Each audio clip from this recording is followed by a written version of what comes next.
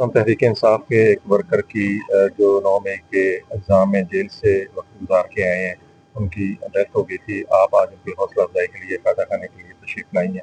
मुश्किल घड़ी है पाकिस्तान तहरीक इंसाफ पर, क्या कहेंगे? बिस्मिल्लाहिर्रहमानिर्रहीम, इय्याका नअबुदु व इय्याका नस्तईन। मुझे तो ये लग रहा है कि जितनी नाइंसाफी रियासत अपने लोगों के साथ कर सकती थी उन्होंने की है। मतलब मुझे उस 4 साला बच्ची को देखकर जो आज तकलीफ हुई है, उसकी माँ को देखकर, ये इफ्तिखार के बूढ़े बाप को देखकर, यहाँ पर इस वक्त पूरी पीटीआई में क्या हमारे प्रेसिडेंट साहब, जनरल सेक्रेटरी साहब, हमारे एमपीएस साहिबान, यहाँ की पूरी डिस्ट्रिक्ट की बॉडी, तहसील की बॉडी, हमारे जितने टिकट होल्डर्स हैं वो सारे यहाँ पर खड़े हैं और सब यही अहद कर रहे हैं कि हम अपने किसी वर्कर को तनहा नहीं छोड़ेंगे। इनकी जो कुर्बानियां वो रायगा नहीं जाएंगी। हमारा जो भी हो सकेगा, जिस तरह से भी होगा, हर कानूनी, आईनी, माली लिहाज से पीटीआई इनके साथ खड़ी है। और ये कोई वादे या दावे नहीं है, बाकी पार्टियों की तरह पीटीआई ये प्रूफ करेगी कि हम इंशाअल्लाह ताला हर तरह की मदद भी करेंगे और हर मुश्किल वक्त में, हर इस मुश्किल घड़ी में हम अपने कारकुनों के साथ खड़े हैं और हम इनको कभी तनहा नहीं छोड़ेंगे। देखिए, ये छठी मौत है जो 9 मई के बाद, ये जेल गुजारने के बाद हमारे जेल असीरान के साथ हुई है।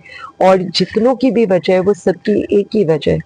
तो इसका मतलब ये है कि कुछ तो गड़बड़ है।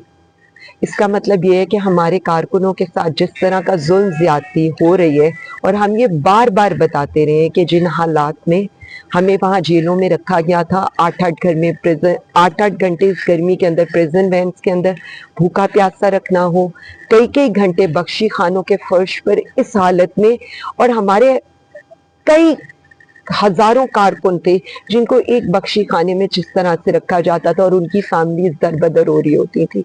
देखिए, रियासत ने ये जो जुल्म किया है ना, आपने 9 मई के आड़ में एक पार्टी को खत्म करने की कोशिश की है, लेकिन मैं आपको ये बताऊं वो पार्टी उसी तरह खड़ी है, लीडर उसी तरह खड़ा है, कारकुन डट के उसी तरह खड़े हैं।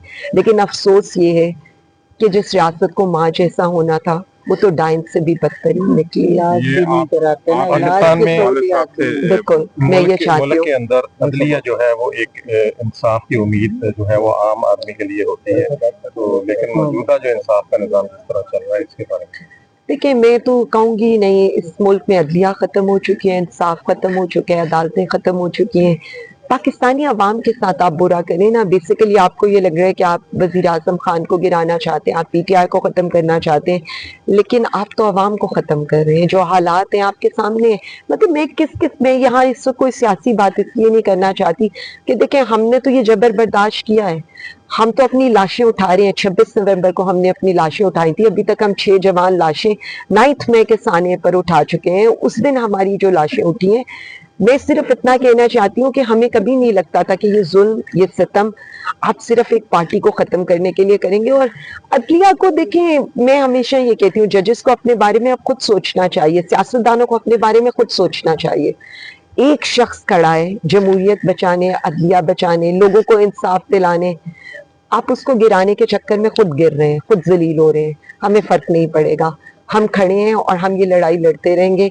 मतलब आप मुझसे ज्यादा इस बूढ़े बाप का हौसला देखें जो आज भी कह रहे हैं कि मैं डट के इमरान खान के साथ खड़ा हूँ। इससे बढ़ के जिसने जवान लाश को उठाया है, दफनाया है उसको अपने हाथों से, मतलब कैसे लगता है आपको? औलाद से प्यारी तो किसी के लिए कोई चीज नहीं होती, और आज रियासत पर हमारी औलादें निसार हो रही है। ये नाकाबिले बर्दाश्त है और नाकाबिले कबूल है। की कम होंगे दोबारा क्या मगर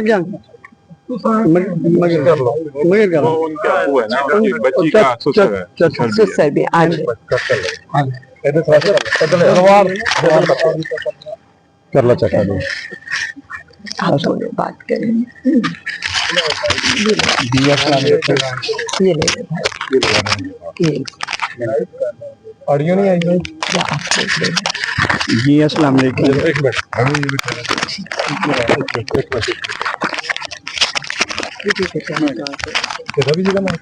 मैं ये लगाइए वो बात भाई करने लगे मेरे, नहीं ये माइक मेरा है। ठीक है, तो वो बात करने लगे, वो बात कर, ये भाई को भी लगा। हाँ जी मैं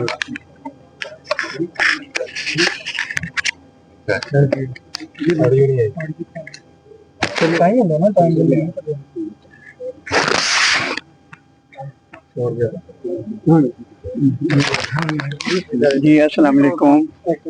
میں بھی تمام لوگوں سے اپیل کرتا ہوں کہ جو میرے بیٹے کے ساتھ زیادتی کیا گیا ہے اس کا مجھے انصاف ملنا چاہیے. ہمیں انصاف کی ضرورت ہے. ہم دھکے کھا رہے ہیں در بدر. ہمارا بیٹا چلا گیا ہے دنیا سے. ہمارے لیے انصاف کر لو. آج ہی ہم پی ٹی آئی کے ساتھ ہیں, عمران کے ساتھ ہیں, کل بھی ساتھ رہیں گے انشاءاللہ.